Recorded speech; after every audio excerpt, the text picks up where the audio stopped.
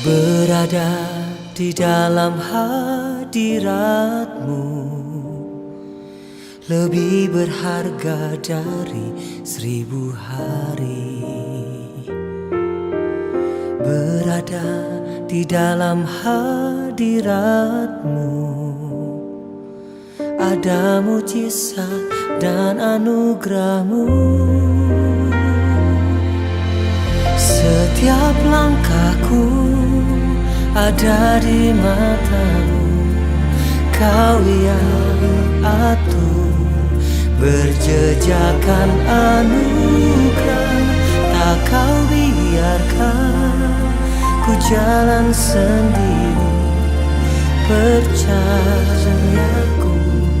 sepenuhnya di dalam-Mu.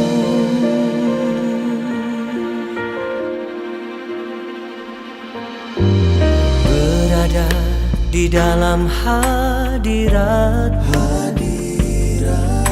lebih berharga dari 1000 hari.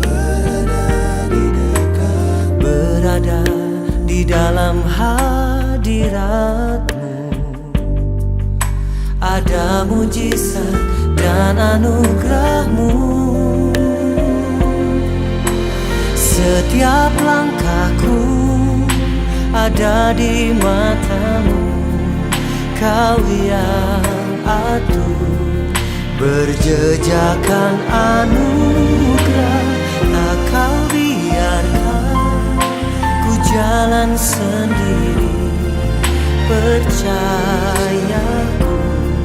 sepenuhnya di dalam-Mu.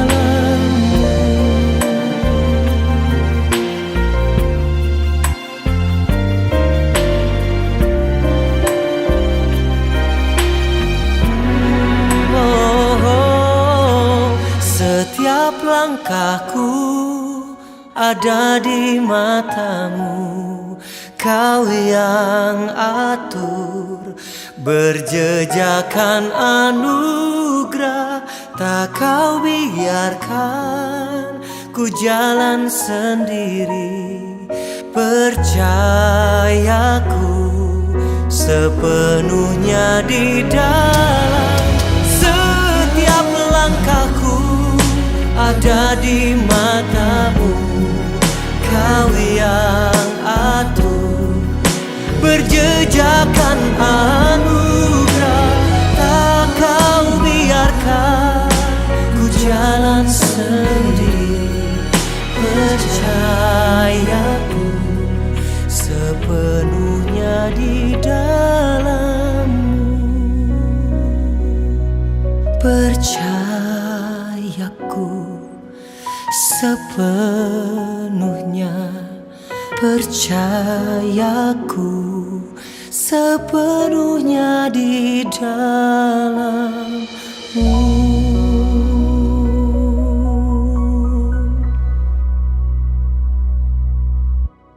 Shalom saudari, hari ini hari yang spesial, hari kedua di tahun yang baru.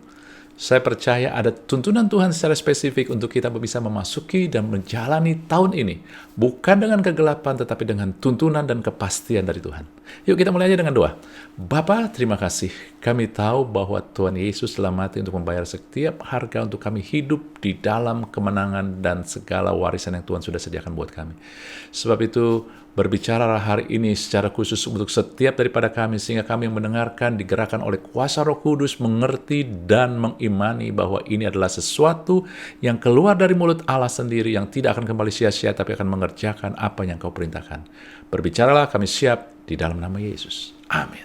Saudara-saudari, terima kasih. Kita butuh tuntunan Tuhan untuk tahun ini dan seterusnya pastinya. Yang memasuki tahun yang 2022, mungkin kemarin-kemarin Anda past celebration, ya, perpisahan dengan 2021, masuki 2022, apalagi kemarin-kemarin adalah hari Sabtu, Jumat Sabtu, ya, kita masuki suatu masa liburan, sehingga kita kayaknya tenang, senang.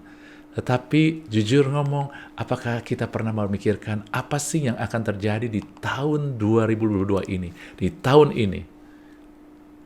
Saudara-saudari, sebagian orang melihat tahun ini penuh dengan berita-berita dari semua. Mereka akan prediksi berita-berita di medsos maupun di berita-berita di Anda ngelihat di koran-koran. Mereka melihat bahwa tahun ini akan menjadi tahun yang sulit, ataupun mereka akan kasih gambaran yang suram, ekonomi seluruh dunia, krisis pangan, krisis energi, sehingga akhirnya menjadi sesuatu hal yang menakutkan karena apa yang akan kita alami berdasarkan apa yang kita punya tahun-tahun ini ataupun tahun ke depan ini, kita akan mengalami. Mereka akan prediksi kesulitan energi, bencana alam, karena Anda tahu perubahan iklim ini begitu drastis, sehingga badai sekarang begitu semakin besar, curah hujan semakin tidak terkendali, bahkan musim pun bergeser, saudara-saudari.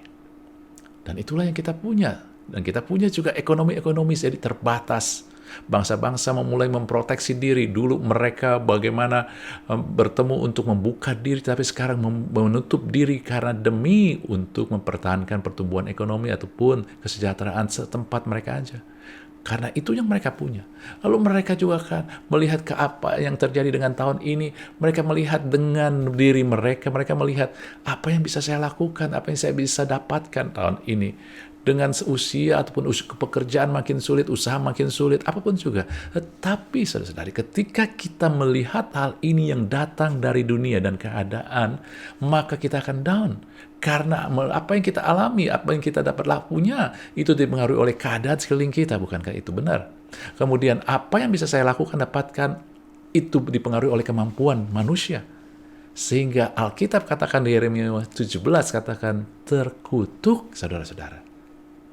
Sehingga apa yang harus kita lakukan, Alkitab katakan adalah kita melihat hadiratnya, saudara. Banyak pola pikir kita masing salah. Kita selalu melihat segala sesuatu berdasarkan keadaan dan kemampuan manusia. Dan diri kita tentunya manusia itu. Tapi Alkitab jelas dari awal sampai akhir. Ketika ada hadirat Tuhan, semua berubah. Orang Israel menang, kemurahan perkenanan Tuhan datang, saudara-saudari. Yang membentuk dan mempengaruhi dan menentukan keadaan kita adalah kehadirat Tuhan. His presence. Kenapa? Karena His presence ataupun kehadirannya akan penuh dengan His presence, hadiahnya, penyediaannya. Tetapi itu bukan datang duluan penyediaannya, hadiratnya, saudari. Dan hadiratnya inilah harus membuat kita dengan apa yang telah Yesus lakukan. Saudara, semakin Anda dan saya sadar apa yang sudah disediakan oleh karya Yesus di atas kayu salib, Anda akan tenang. Sehingga Anda bukannya meminta Tuhan berikan ini, berikan ini. Kenapa? Karena di atas kayu salib 2000 tahun yang lalu Yesus sudah bayar, sehingga dalam firman Tuhan dikatakan Yesus adalah ya bagi setiap janji Allah. Kenapa? Karena Tuhan Yesus sudah bayar. Artinya setiap janji Allah sudah disediakan. Masalahnya harus kita tanya adalah bukan meminta, tetapi bagaimana mengefektifkan, menggunakan apa yang Tuhan sudah sediakan. Karena begitu sering orang percaya tidak sadar. Pertama, dia tidak sadar bahwa sudah disediakan. Lalu yang kedua, mereka tidak tahu cara menggunakannya. Anda bayangkan aja. Anda punya rekening deposito, warisan. Karena segala sesuatu yang kita terima dari Tuhan bukan karena kelayakan kita, tapi pemberian Tuhan, warisan dari Tuhan Yesus. Kalau nggak ada sadar, Anda nggak pernah pakai. Lalu kemudian ketika Anda dapat warisan mobil, misalkan, sesuatu yang diwariskan tidak Anda usahakan, lalu Anda nggak bisa pakainya, maka nggak akan efektif. Benar kan? Sebab itulah yang perlu kita pelajari hari-hari ini. Ada satu, menyadari kehadirannya, penyertaannya. Kedua, menyadari bahwa dia sudah sediakan dan kita belajar saya katakan, bagaimana menggunakan, memanfaatkan, mengefektifkannya, mengaktifikasikannya. Maaf. Dan hal ini tidak dipengaruhi oleh manusia, tapi ditentukan oleh Tuhan Yesus. Maka kita disebut diberkatilah orang yang mengandalkan Tuhan, karena Yesus adalah Tuhan, saudari. Benar nggak? Saya ingat suatu kejadian ketika di dalam kitab Kejadian, saudara-saudari, yaitu saat Tuhan berfirman kepada Abraham. Saat itu ke dalam Kejadian 17 ayat 1-2, Tuhan berfirman kepada Abraham, dikatakan, saudara-saudari, bahwa ketika Abraham berumur 99 tahun, luar biasa nggak, saudara? Bukan ketika Abraham masih muda, tapi ketika Abraham 99 tahun, belum punya anak, dia sudah tidak punya usaha, mampu lakukan sesuatu. Tuhan menampakkan diri kepada Abraham dan berfirman, "Akulah Allah yang maha kuasa." Allah baru menyatakan kemahakuasaannya ketika Abraham mengerti bahwa dia tidak ada apa-apanya. Ketika umur 99 tahun, dia nggak ada apa-apanya. Dia nggak sanggup lagi untuk berharap bisa punya anak. Lalu dikatakan, "Hiduplah di hadapanku dengan tidak bercela. Aku akan mengadakan perjanjian antara aku dan engkau, dan aku akan membuat engkau sangat banyak." Artinya, membuat Tuhan sangat banyak dengan janjinya adalah Tuhan tidak pernah bisa menyangkal janjinya. Artinya, Tuhan akan melakukan dengan suatu kepastian, dan itu adalah berkat. Karena ketika dikatakan membuat engkau sangat banyak, bermultiplikasi, itu mengindikasikan berkat, saudara-saudari. Tapi cara bagaimana? Hiduplah di hadapanku dengan tidak bercela. Bahasa aslinya adalah walk with me.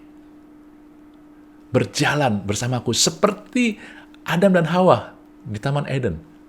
Adam dan Hawa berjalan bersama Tuhan sehingga kehidupan mereka sangat diberkatin. Seperti Enok yang diangkat dan tidak mengalami kematian. Enok berjalan akrab dengan Tuhan. Kata hidup di hadapanku ini berarti berjalan di hadapanku. Dalam bahasa aslinya ini artinya panim. Dan panim, hadapanku, berjalan di hadapanku. Anda bayangkan ya, berjalan di hadapanku artinya berjalan di panim, di depan wajahku, saudara-saudari. Anda nggak akan bisa melihat wajah seseorang, suatu pribadi ketika Anda tidak melihat kehadirannya. Kehadiran yang Anda sadari. Kalau di belakang Anda mungkin bisa nggak sadar. Dia hadir tapi di belakang Anda nggak sadar. Tetapi ketika di depan Anda sadar. Artinya apa? Anda perlu menyadari kehadirannya. Hari-hari ini yang kita harus buat sadar adalah kita harus menyadari bahwa ketika Tuhan berkata, "Hiduplah di hadapanku," ya, dengan tidak bercela. Artinya kalau kita nggak bercela, Tuhan berkenan, bukan? Nah, dalam perjanjian baru, Yesus telah mati buat kita supaya kita berkenan. Karena kalau kita mau berkenan dengan perbuatan kita, Alkitab berkata tidak ada seorang pun yang layak di hadapan Allah. Perbuatan kita yang paling kudus seperti kain kotor di mata Tuhan.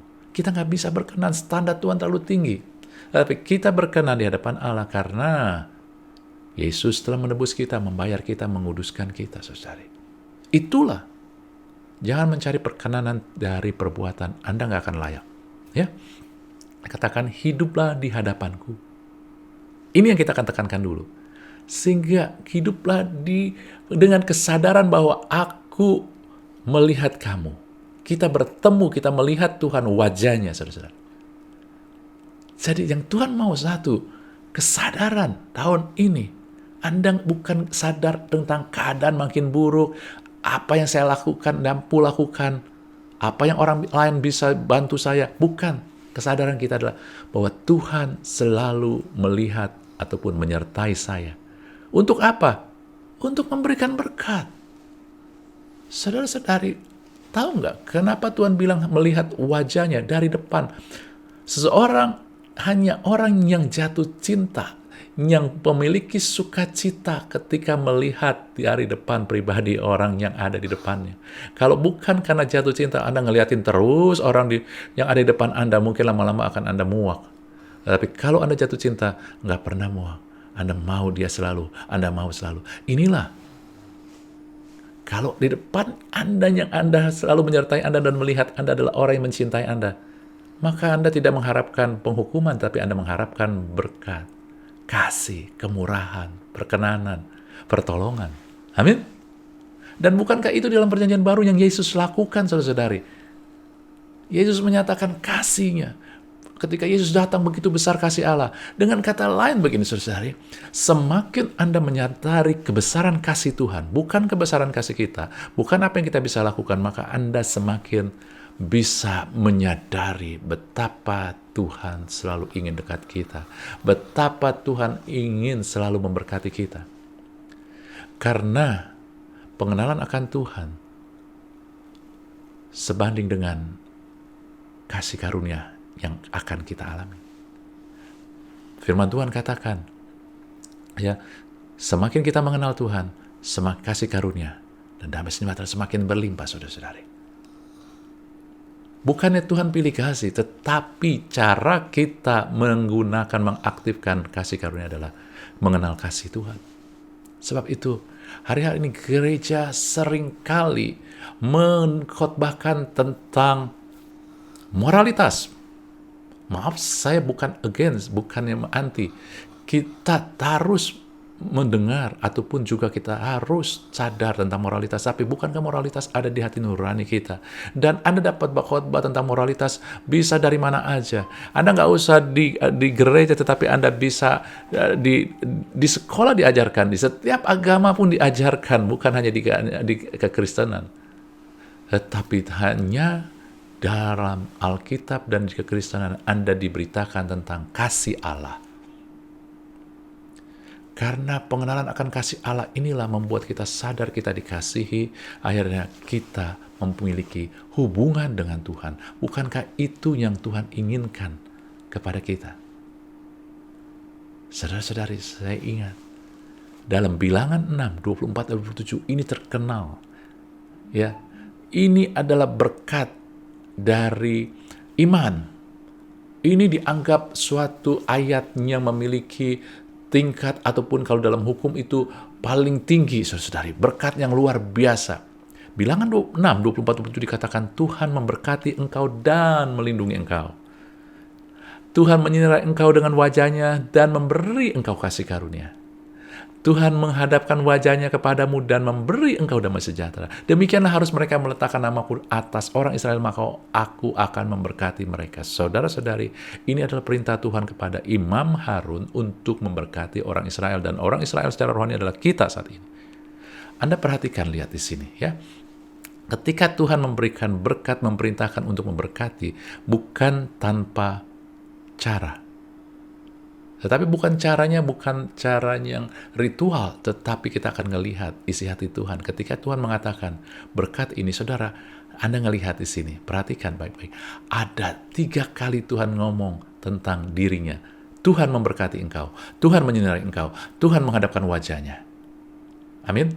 Dengan kata lain, Tuhan mau ngomong kepada kita bahwa berkat itu adalah inisiatif Tuhan dan bersumber dari Tuhan, bukan dari kita. Artinya Tuhan sangat ingin memberkati kita. Hanya kadang adalah masalahnya kita nggak layak, kita jauh dari Dia. Dan Yesus sudah bereskan masalah itu. Anda dan saya sudah dilayakkan, dan Anda nggak jauh lagi sama Dia. Bahkan Roh Tuhan, Allah sendiri ada di dalam kita. Kita sudah nggak jauh, sebab itu kita yang telah ditebus, kita yang anak-anak Tuhan, maka Anda harus mengharapkan, Anda harus percaya bahwa tahun ini kehidupan kita adalah kehidupan yang diberkati Tuhan. Tetapi lihat, kalau Tuhan sediakan, belum tentu kita bisa gunakan. Kenapa? Karena kita salah. Kita belum sadar, belum bertumbuh, belum mengenal Dia. Lihat saudara, dari 3 kata ini, Tuhan, Tuhan, Tuhan. Kalau 3 kali itu artinya absolut, trinitas, arti Tuhan hadir. Kita nggak bahas tentang ayat ini, tetapi ayat ini suatu ayat yang luar biasa, saudari. Ya, ini tentang bicara Bapa, Putra, dan Roh Kudus. Ketiganya inilah yang memberi berkat kepada kita, saudari. Nanti kita akan lihat hal ini kalau Tuhan menghendaki. Tapi Anda ngelihat dulu, lihat dulu. Kalau kita baca hanya dari sekedar bacaan doang, Anda nggak akan nangkap. Kenapa? Karena lihat nggak, ketika Tuhan hadir, Tuhan Yesus hadir di muka bumi. Kita sekarang bicara tentang perjanjian baru, yaitu saat Yesus hadir dan menyelesaikan di atas kayu salib. Ketika Yesus hadir, Yesus selalu membawa nama Allah sebagai Bapa. Artinya apa? Artinya Tuhan Yesus menegakkan hubungan, memulihkan hubungan. Anda bukan hanya ditebus supaya masuk surga, supaya diberkati, tetapi cara kita mendapat berkat adalah Anda sadar Anda memiliki hubungan yang khusus dengan Tuhan, dengan Allah. Dia Bapa, kita anak, hubungan tidak bisa terpisahkan ini. Inilah yang membuat kita diberkati, saudara. Amin. Nah, sekarang kita ngelihat ayat ini berdasarkan relationship berkat ini. Saya mau tanya kepada Anda, mana yang datang dulu kalau kita melihat relationship? Bukannya law, bukannya aturan, bukannya bacaan, sekedar bacaan. Ketika Anda baca ayat ini, saudara, Bilangan 6 ayat 25-27, mana yang datang dulu lebih dahulu? Bukankah yang datang lebih dahulu? Kalau Anda bicara hubungan, kalau sumber berkat itu dari Dia, kalau sumber berkat itu dari Tuhan, dan memang dari Dia, sekarang kita ngelihat pribadi itulah yang menjadi sumber berkat. Dan kita butuh berkat itu. Kita nggak munafik, tetapi hanya dari Tuhan. Dan Dia yang menginisiatifkan itu. Kalau kita butuh berkat ini, bukankah kita butuh kehadirannya dulu? Di mana kehadirannya? Ketika kita melihat wajahnya.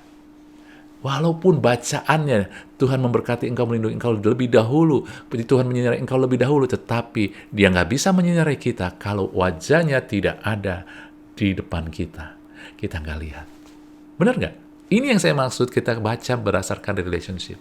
Jadi seharusnya adalah Tuhan menghadapkan wajahnya dulu kepada kita. Amin nggak, saudara? Anda lihat itu.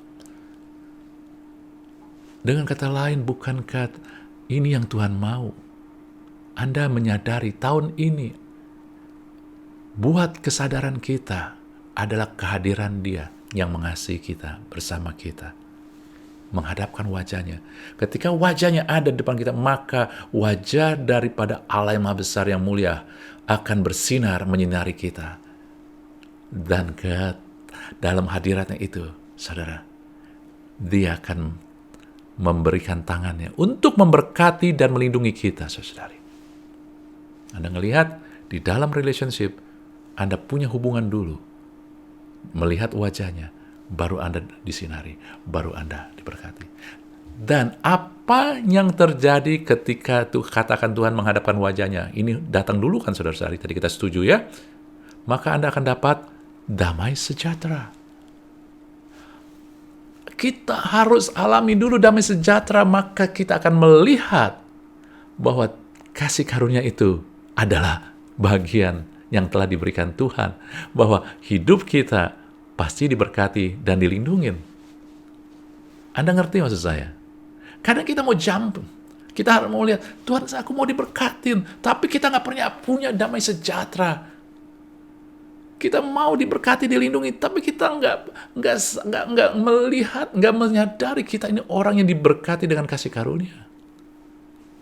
Anda harus memiliki damai sejahtera dulu, karena yang datang ke dalam hubungan adalah Anda melihat wajah Tuhan. Tuhan tersenyum, mengasihi Anda, maka Anda akan damai sejahtera. Saudara, damai sejahtera ini yang harus kita ngerti dan kadang salah kita artikan. Banyak orang mengartikan damai sejahtera itu sekedar perasaan. Di dalam firman Tuhan Roma 16 ayat 20 dari terjemahan IMB, saudara, karena ini lebih tepat, ya. Karena di terjemahan bahasa Indonesia, Allah sumber damai sejahtera, tetapi sebenarnya adalah Allah damai sejahtera. Artinya itu adalah atributnya, gitu. Atributnya. Jadi kalau Anda melihat Dia, maka Anda melihat damai sejahtera. Anda nggak lihat, nah, tapi poinnya adalah begini. Roma 16 ayat 20 dikatakan, Elohim, Allah, damai sejahtera, akan segera menghancurkan setan di bawah kakimu.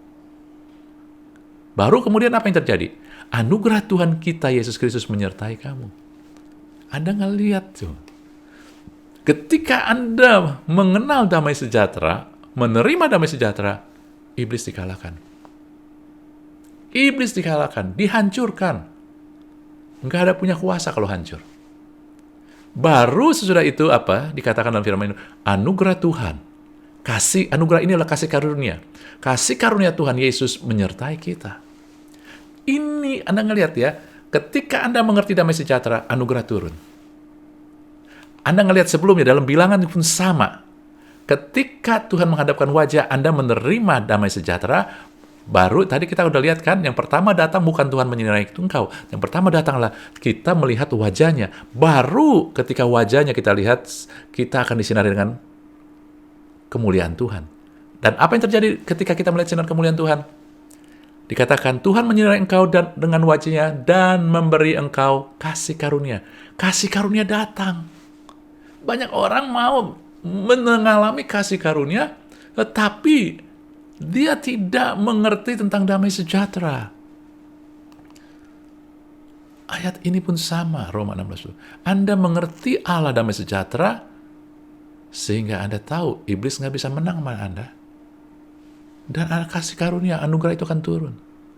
Kasih karunia, saudara, datang karena relationship. Kasih karunia bukan perasaan. Kasih karunia adalah suatu keyakinan bahwa Allah selalu di pihak kita. Wajahnya ada di depan kita. Artinya dia berdamai, dia senang sama kita. Dia sangat senang. Allah, Tuhan sangat menyukai Anda dan saya, sangat mencintai Anda dan saya. Sehingga dia nggak pernah tinggalin kita. Bahkan dia katakan tidak ada yang bisa memisahkan kita dari kasihnya. Lalu dikatakan, saudara-saudari, kalau sebab itu nggak ada yang memisahkan, dia selalu menyertai kita. Bahkan bukan hanya menyertai, dia di dalam kita, saudara-saudari. Sehingga kalau Abraham, Tuhan berjalan bersama dia, tetapi sekarang kita berjalan di dalam dia, saudara-saudari. Dan dia di dalam kita. Maka ketika kita sadar ini, bahwa Allah berjalan bersama kita, sangat mengasihi kita, nggak mungkin meninggalkan kita, apapun keadaan kita, maka kita punya keyakinan yang kokoh bahwa setiap pergumulan kita pasti akan berakhir dengan kemenangan kita. Kenapa? Karena Allah damai sejahtera itu yang menghancurkan setan. Allah damai sejahtera itu yang akan berperang buat kita, saudara-saudari. Amin? Saudara-saudari, pesannya hari ini. Nanti minggu depan kita akan lanjutkan lagi lebih dalam karena saya nggak mau kasih semua banyak, tapi nanti kita nggak tanggap, tapi sadar aja, simple aja hari ini. Saudara, pesan Tuhan memasuki tahun yang baru ini. Anda nggak usah ngelihat tentang bingung dengan keadaan, kabar-kabar perang, Cina mau ini dan itu, terus COVID, perang dengan COVID, perang ekonomi juga, apapun. Anda nggak usah pusing dengan itu. Anda nggak usah pusing juga, Tuhan saya semakin usia, Tuhan saya nggak, keadaan makin sulit, saya nggak, kompetisi makin berat, apa yang bisa saya lakukan? Bukan itu, saudara. Sadarilah, Tuhan ada di pihak Anda. Tuhan menyertai Anda. Amin. Jadi hari-hari ini, tahun-tahun ini, apa yang pesan Tuhan buat kita? Saudara, saat ini dalam perjanjian baru, oleh karena karya Tuhan Yesus, Tuhan selalu hadir. Dia telah berikan rohnya kepada kita. Sehingga apa? Sehingga ketika Tuhan hadir, dia adalah Allah yang selalu menginisiatifkan untuk memberkati hidup kita. Bahkan di atas kayu salib Yesus sudah bayar segala harga. Bukan hanya keselamatan kita, tetapi soso itu semua. Kehidupan kita yang utuh, dipulihkan, disembuhkan, diberkatin, dapat kemurahan, perkenanan. Sehingga saudara, tahun ini Anda harus memiliki, belajar terus, penuhi terus, kesadaran Tuhan menyertai saya. Pak, bagaimana kalau saya jatuh? Tuhan tetap menyertai Anda. Tetapi Anda disertai juga bukan hanya untuk sekedar diberkati, tetapi untuk Anda diangkat, bangkit, jangan jatuh lagi. Amin. Berkat itu sudah disediakan, dan kadang berkat yang kita lihat, kita masih dipengaruhi oleh dunia, kita hanya sekedar melihat berkat finansial, jasmani. Saudara, ada berkat lagi yang Tuhan berikan, berkat jiwa, sukacita, kebahagiaan. Ada lagi berkat roh, Anda bersekutu, karena ketika Anda jatuh dalam dosa, Anda yang menjauh, Tuhan gak menjauh. Amin. Dan ketika Anda tahu bahwa Tuhan selalu menyertai kita, maka Anda tahu, saudara-saudari, bahwa kita sudah memiliki, bagian kita sekarang adalah mengaktifasikan, menggunakannya. Kita belajar lewat mengenal kasih Allah. Semakin kita mengenal kasih Allah, semakin kita punya hubungan, karena kasih adalah bicara hubungan, maka kita akan semakin melihat dan bisa mengaktifkannya. Dan saudara-saudari, kita harus belajar. Ya, belajar ketika kita semakin punya hubungan sama Tuhan, semakin mengenal hal yang benar, apa yang telah Yesus lakukan buat kita, maka kita akan memiliki keyakinan bahwa Tuhan selalu di pihak kita dan berperang buat kita. Saudara, inilah berita yang luar biasa. Jangan biarkan teror-teror dunia mempengaruhi kita, sehingga kita akhirnya nggak punya damai sejahtera. Kita bilang, Tuhan, keadaan makin sulit. Saudara, walaupun keadaan sulit dan itu telah terjadi, murid-murid Yesus bukan mengalami keadaan yang enak. Tetapi mereka memiliki damai sejahtera karena mereka tahu Tuhan di pihak mereka. Mereka selalu menang. Amin. Sehingga keadaan kita bukan ditentuin oleh dunia, bukan ditentuin oleh si jahat, si iblis, bukan ditentuin oleh keadaan, bukan ditentuin oleh perasaan saya. Perasaan saya mungkin juga naik turun, tetapi saya kenal Tuhan. Dia mengasihi saya, maka nggak mungkin Tuhan tinggalin saya. Dia selalu ada untuk berkati saya. Bukan oleh jenis pergumulan saya sih sekarang ringan. Kalau berat saya nggak tahu udah bagaimana. Kalau berat, dia tetap ada dan dia memberi kemenangan. Oh, keadaan saya sih oke kalau orang-orang berlaku baik sama saya. Nggak ada masalah. Dari dulu pun Tuhan dijahatin. Murid-murid Yesus pun dijahatin, tapi mereka tetap berkemenangan. Jangan biarkan keadaan-keadaan ini mau menentukan kita. Tetapi ingat, hanya Tuhan yang menentukan kita. Sadari. Ingat pesan ini. Amin, saudara. Anda tangkap simpel aja. Menyadari penyertaan Tuhan. Hidup ini adalah menikmati kehadiran Tuhan. Bukan sekedar kita bisa lalui. Karena ketika Anda menyadari, Anda bisa menikmati kehadirannya, maka Anda sedang mengaktifkan segala berkat yang Dia sediakan. Segala kuasa yang sudah diberikan untuk Anda dan saya gunakan. Amin. Itulah hidup kita di dalam Tuhan. Terima kasih. Kiranya Tuhan berkati kita. Kita tutup dengan doa. Tuhan Yesus, terima kasih. Engkau ditinggikan, diagungkan. Terima kasih buat pemulihan. Kasih yang membuat kami punya hubungan kembali dengan Allah, dengan Bapa, Putra, dan Roh Kudus. Saya bersyukur Tuhan, dan biar Roh Kudus tuntun kami. Sehingga hari-hari ke depan, kesadaran kami bukan tentang diri kami ataupun keadaan, tetapi kesadaran kami adalah tentang kehadiran Tuhan. Oleh sebab itu, tuntun kami sehingga kami mau bersekutu dengan orang-orang percaya. Kami mau baca firman, kami mau bersekutu dengan Tuhan. Sehingga kami semakin peka bahwa Tuhan ada, Tuhan mengasihi kami anak kesayangannya, Tuhan dipermuliakan. Terima kasih Bapa. Dalam nama Yesus kami bersyukur dan berdoa. Haleluya. Amin. Tuhan berkati kita semua.